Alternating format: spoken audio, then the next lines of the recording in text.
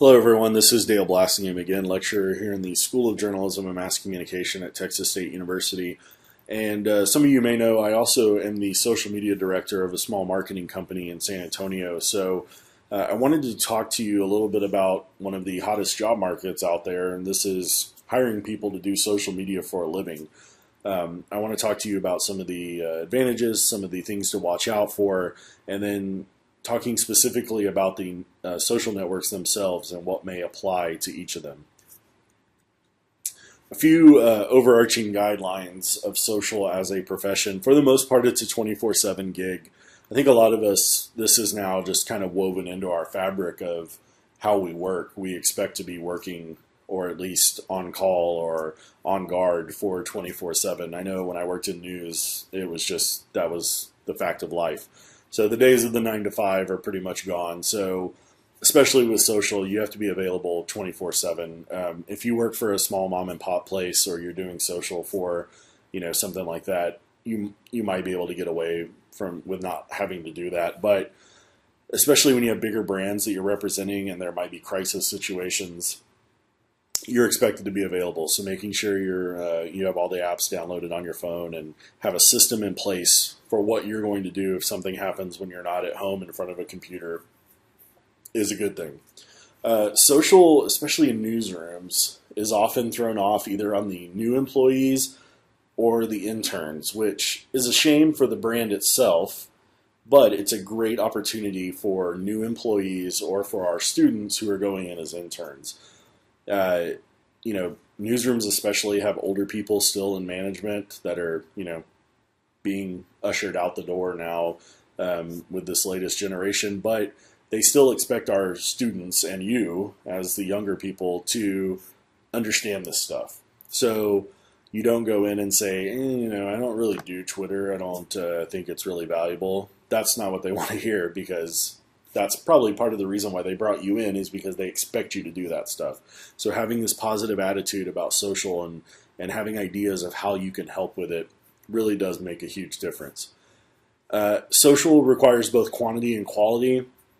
And what I mean by that is you have to figure out your own posting schedules, and each network will have a different personality. Each brand has a different personality. Restaurant and bars might post to Facebook 5 times a night. Whereas, another company, a plumbing company or something like that, can get away with once a day. It just depends on your brand and your personal voice, your identity as the brand.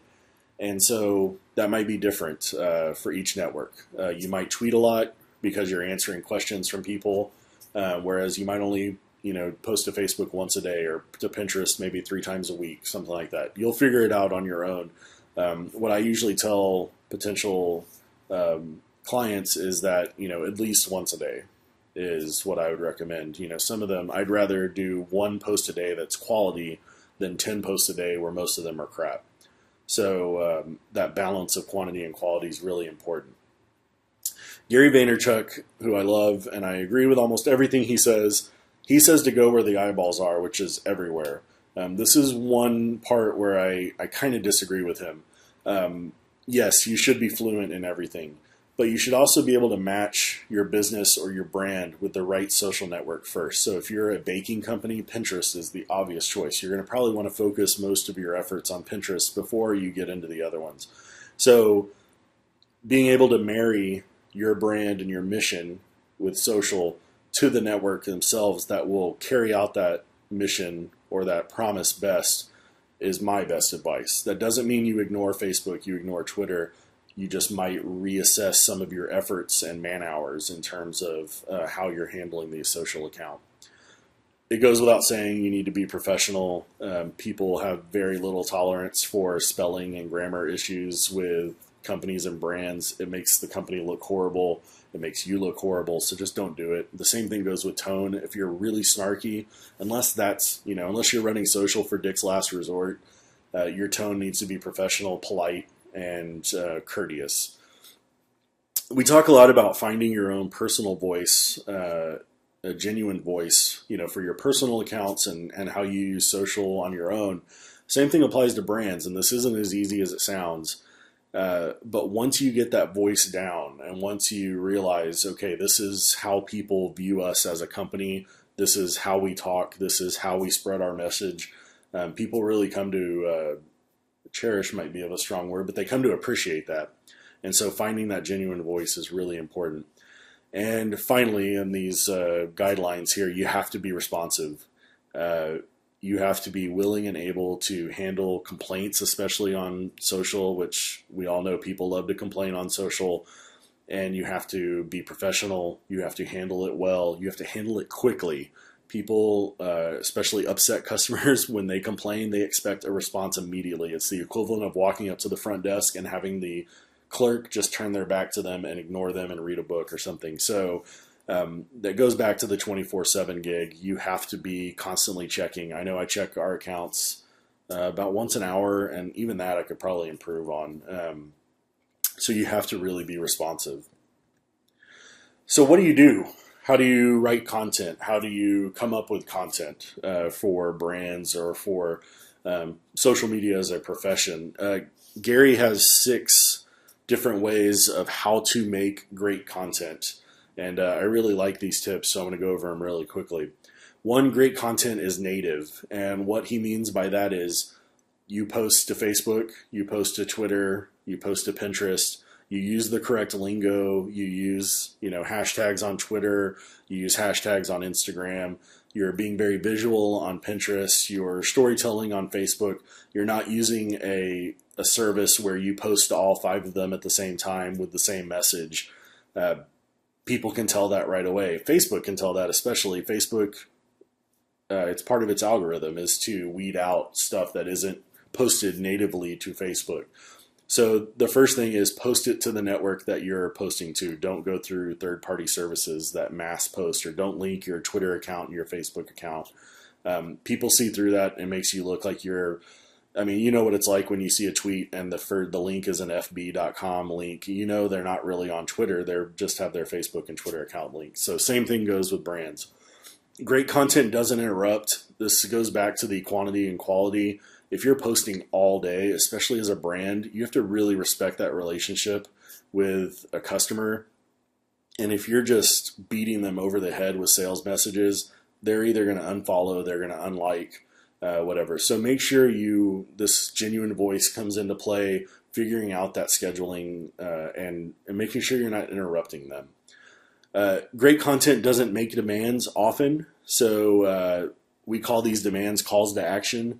So great content is just content. You're not asking them to buy something. You're not asking them to sign up for something. You're not asking them to make an appointment. Now, does that mean you never do that? No, sometimes you do. You will have a call to action, but for the most part, most of your content should not make demands. It should just be providing information, stimulating conversation, engaging with people, and that's one good sign of great content. Great content leverages pop culture. When something happens in the news or a big movie comes out and you can somehow tie it into your brand, do that. It's one of the quickest way to get people talking with and engaging with your brand. Great content is micro. This means it's pretty self-explanatory. We expect our doses of content in small batches. You're not going to write a 9,000 word opus on Facebook about some service you're offering. We expect content to be short, sweet, and to the point. And so that's a sign of great content. Finally, great content is consistent and self-aware. This goes back to that genuine voice. When you're really consistent with your branding, people put up with a lot. So having that voice and just being genuine with people goes a very long way, especially when they're dealing with a brand that might not have that human element to it. You're providing that human element to the brand, especially when it's like a service company and things like that, people only contact when things go wrong. So being there and knowing that they can trust you and knowing that you've, established this relationship with them for quite a while now through social goes a long way. So what do we do on each of the specific networks? So Gary recommends, this is all based on Gary's new book, Jab, Jab, Jab, Right Hook, by the way. So if I mention Gary a few times, that's why. On Facebook, the main thing was we storytell. So especially when it comes to brands, Gary says familiarity breeds acceptance. Yes, we may have our own dislikes involving Facebook, and there are plenty of reasons to be a little skeptical of Facebook at this point in its lifespan. But you have to remember, the companies that could potentially hire you, they're not going to be as up to date with social, and they know Facebook.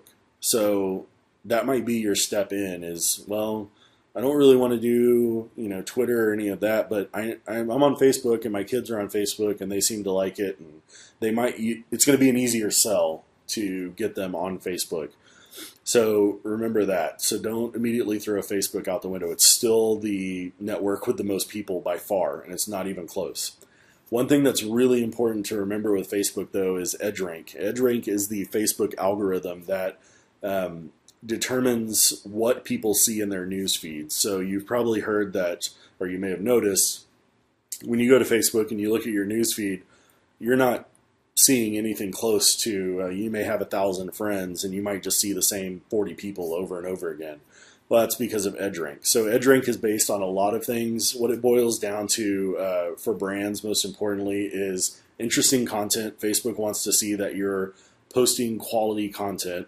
And 2, it's getting people to interact with your content. So when people share your stories, or when they click like, or when they comment on them, that is a signal to Facebook that, hey, this person cares about what this brand is saying. So then in turn, Facebook is going to show that brand to them more often in their news feed. So how much does EdgeRank weed out? If you have 1,000 followers, only about 30 to 50 of those are going to see your content on a given day. So I've had brands that have 2,500 likes on Facebook, and I'll make a post and 12 people saw it. It just varies day to day. It can be incredibly frustrating, but this is how Facebook makes its money. You have to remember. So Facebook makes its money by trying to get people to promote posts and to get brands to promote posts. So,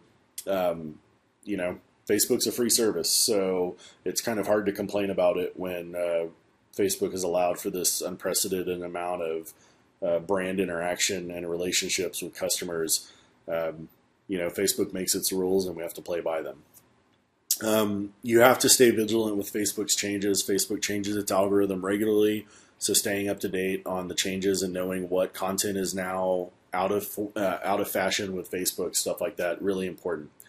Gary calls the continually posting content that is relevant to people and just little stories without a call to action. He calls those jabs, and then the call to action is a right hook. So you have to continually jab on Facebook.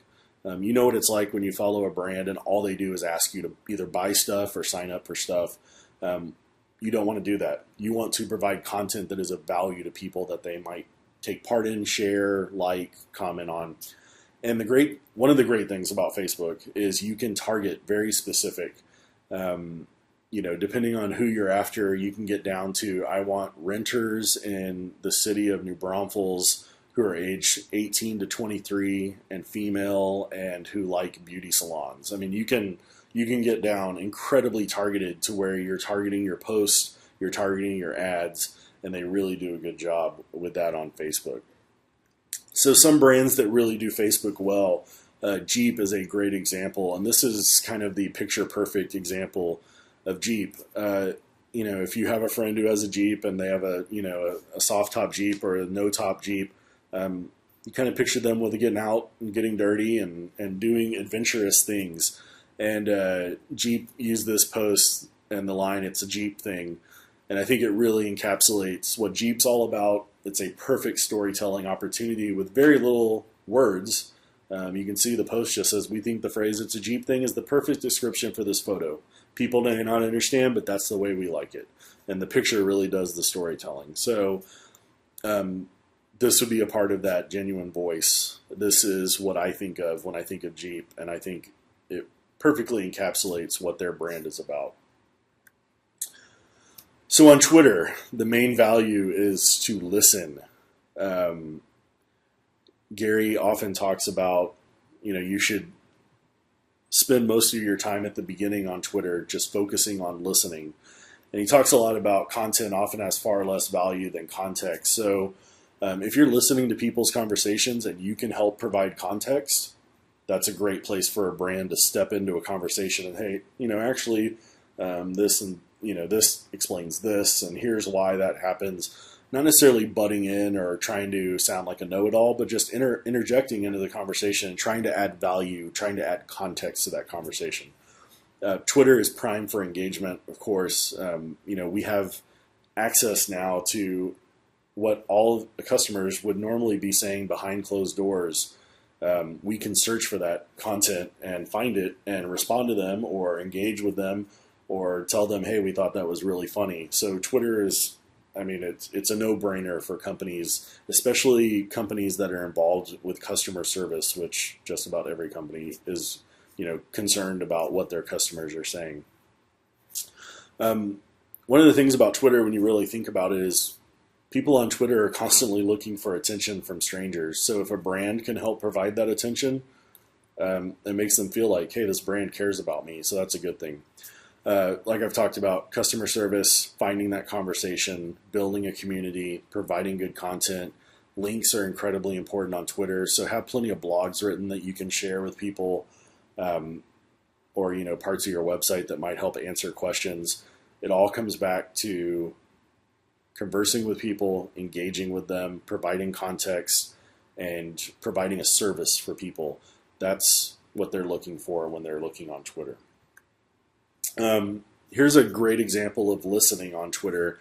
If you look on the bottom left-hand side, Dan Patrick, who's running for lieutenant governor, a very staunch conservative, accidentally sent out a tweet that said marriage equals one man and one man. So, of course, he meant marriage equals one man and one woman. It got retweeted, and then Progress Texas, which is a liberal think tank, immediately responded because it was listening and it was paying attention with, we're hiring a digital intern. If you're a progressive or used to work for Dan Patrick, apply here. So, Progress Texas took advantage of a politician's mishap, turned it into kind of a funny way to say, hey, we're hiring, which is always a good tweet, but it ended up getting more attention because they leveraged the situation by listening to the conversation. Probably the best example of that is Oreo from a couple of years ago at the Super Bowl. Oreo had one of the first examples of this live marketing where they had their advertising people and their social people watching the Super Bowl together in case something happened. And without fail, the electricity went out in the Superdome during the Super Bowl. And so their marketing people came up with a really quick design of this, hey, power out, no problem. And they had the you can dunk in the dark. Of course, went viral. Oreo was praised left and right in articles the next day, talking about brands who really utilized the situation best, and went on to win a bunch of awards. And now it's pretty standard for big brands to try and do this type of stuff where they have their marketing team on hand for stuff like the Grammys and the Oscars. Brands haven't really been able to capitalize on it as well as Oreo did. And in fact, Oreo this past year at the Super Bowl, like, hey, we can't top last year, so enjoy the game, everyone. And they let everyone else try and copy what they did. So do it well, really simple. That is just leveraging pop culture. It is knowing the situation. It's knowing what's going on, and a really simple message. One other thing you can do on Twitter, especially using an app like TweetDeck, is you can geolocate. So you can search for specific keywords in certain cities. So for instance, one of my clients is an apartment locator. And so I have searches set up for new apartment, looking for apartment in both Dallas and Houston. So I monitor every tweet that has those words. Now, do all these end up being what I'm looking for? No. But I check it, once every day or two, and I'll reply to some people who are saying, like, man, I don't really want to look for an apartment. And that's prime opportunity for me to step in as the brand and say, hey, can I help you with any way? Our service is free, blah, blah, blah. So especially with TweetDeck, geolocation is really, really vital in terms of going out and finding the person and listening in on their conversation. So Pinterest, most people assume or associate Pinterest with women, which is for a fairly decent reason. Women outnumber men 5-1 on Pinterest, even though the number of men joining Pinterest is growing. But if your brand or product is focused on women, which let's face it, most of the research shows women make the decision in the household. So it doesn't really matter what your brand is unless you're like men's clothing. And even then, you might argue that women might still be the ultimate decision holders on that. You need to be on Pinterest. Pinterest is all about a reminder of who we are or who we want to be. So think back to maybe when you're in high school and you hung something up in your locker, or you ripped out a page in a magazine and pinned it up on your board. I mean, that's the inspiration behind Pinterest. It wants to be that kind of bulletin board that we used to have in our rooms of what we would hope our dream house would look like, or hope, if we could cook the ultimate meal, what would it be? That's really the power behind behind Pinterest. And the true power of Pinterest is right there in the fourth bullet point. It is much more successful in terms of conversions than Facebook or Pinterest, or I'm sorry, Facebook or Twitter. When people use Pinterest, they use Pinterest. And so one, you've got the advantage of you're talking mostly with women who make the decisions in the household. And two, they really care about the brands they follow on Pinterest. So it's a great combination in terms of converting your social use into potential business. Your content must be visually appealing, so you need pictures of some sort. That's the main part of the pin that you're going to see. And then you can still build a community, though, by repinning, stuff like that. So really focus on visuals and know that chance for conversions is going to be there when you're using Pinterest. I like to point out Whole Foods as an example of a brand that does really well. Just an insane number of boards on Whole Foods Pinterest page. Everything from gadgets to health and fitness to desserts to drinks to art. Really, Whole Foods has it all. And they're one of these shining examples of using Twitter. I mean, you can see by the pictures on here, all visually appealing. Whole Foods really gets it when it comes to Pinterest. Instagram is now up to 17% of online adults, so it just passed Twitter in the last Pew results that just came out. Instagram presents an inherent challenge for marketers, though, because you're not allowed to share and you can't post links in your post. So you're allowed one link in your bio, so you still could have that. But when you post a picture, you can't then share a link in the description of it. So not a lot of brands have really taken to Instagram, even though it is one of the more popular social networks these days.